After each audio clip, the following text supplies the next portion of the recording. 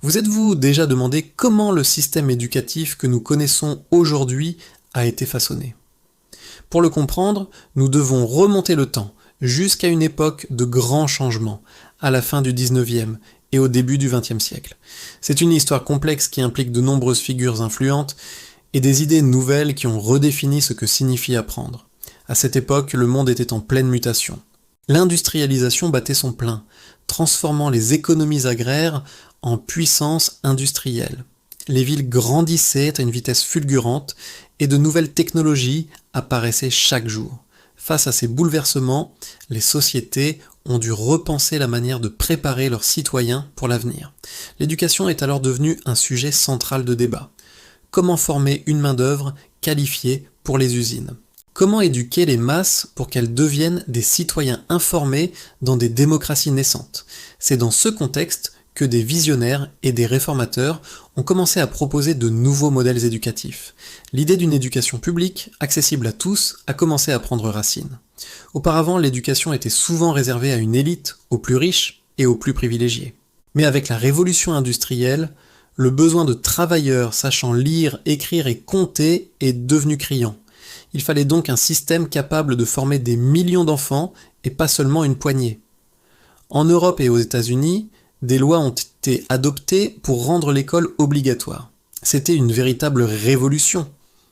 Pour la première fois dans l'histoire, des nations entières s'engageaient à éduquer tous leurs enfants, quel que soit leur milieu social.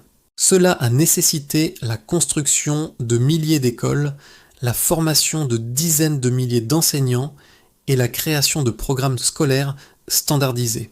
Le modèle qui a émergé, souvent appelé le modèle prussien, était très structuré. Il organisait les élèves par âge, avec des classes et des programmes bien définis pour chaque niveau. L'accent était mis sur la discipline, la ponctualité et le respect de l'autorité.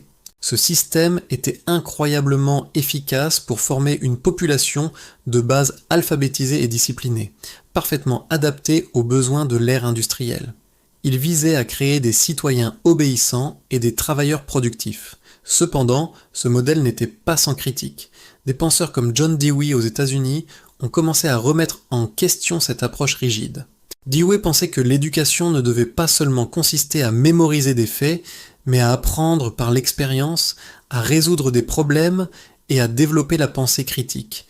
Il prônait une éducation plus démocratique, où les élèves seraient des participants actifs dans leur propre apprentissage, se préparant non seulement à un travail, mais à une vie de citoyen engagé. D'autres, comme Maria Montessori en Italie, ont développé des méthodes alternatives qui mettaient l'enfant au centre du processus éducatif. Sa pédagogie se concentrait sur le développement de l'autonomie, de la curiosité et de la créativité de l'enfant, en lui offrant un environnement d'apprentissage préparé où il pouvait explorer à son propre rythme. Ces idées, bien que différentes du modèle dominant, ont eu une influence durable et continuent d'inspirer les éducateurs du monde entier. Pendant que ces débats pédagogiques avaient lieu, de grandes fondations philanthropiques ont également commencé à jouer un rôle majeur dans le financement et l'orientation de l'éducation. Des organisations comme les fondations Rockefeller et Carnegie ont investi des sommes considérables dans la recherche éducative, la formation des enseignants et la standardisation des programmes. Leur objectif était de moderniser l'éducation, de la rendre plus scientifique et plus efficace, en s'appuyant sur les nouvelles sciences sociales comme la psychologie et la sociologie. Ces fondations ont financé la création de comités et de commissions chargés de définir les objectifs de l'éducation nationale. Par exemple, aux États-Unis, le Committee of Ten, à la fin du 19e siècle, a recommandé un programme d'études secondaires plus uniforme et rigoureux, visant à préparer les élèves à l'université, mais aussi à la vie. Ces initiatives ont eu un impact profond, car elles ont contribué à unifier le système éducatif à l'échelle nationale, et même à influencer les pratiques à l'international. L'objectif de cette grande réforme était multiple. Il s'agissait bien sûr de répondre aux besoins économiques de l'époque.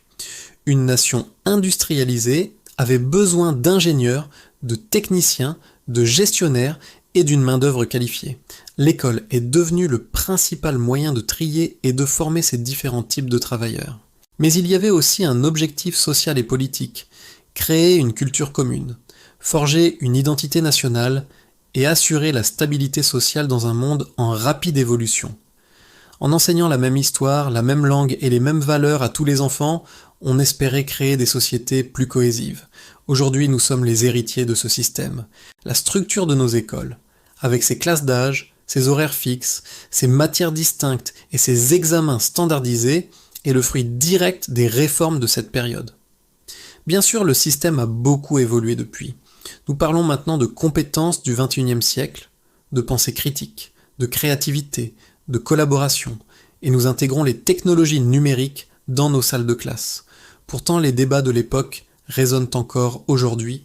Sommes-nous en train de préparer nos enfants pour le monde de demain, ou sommes-nous encore coincés dans un modèle conçu pour l'ère industrielle ? L'éducation doit-elle viser principalement l'employabilité ou l'épanouissement personnel et citoyen ?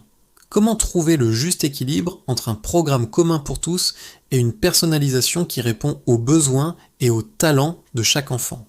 L'histoire de la réforme de l'éducation nous montre que notre système n'est pas une donnée naturelle, mais une construction humaine, conçue à une époque spécifique pour répondre à des besoins spécifiques. Comprendre ses origines, c'est se donner les moyens de le questionner et de l'adapter aux défis de notre temps. Le monde a encore changé. Nous sommes dans l'ère de l'information, de l'intelligence artificielle et de la mondialisation. Une nouvelle transformation de l'éducation est peut-être nécessaire, tout aussi profonde que celle qui a eu lieu il y a plus d'un siècle.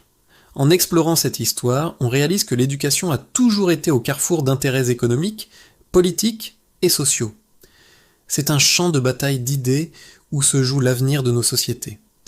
La prochaine fois que vous passerez devant une école, souvenez-vous que ces murs abritent un héritage complexe, une histoire fascinante de visionnaires, de réformateurs et de débats passionnés qui continuent de façonner la manière dont nous apprenons, pensons et vivons.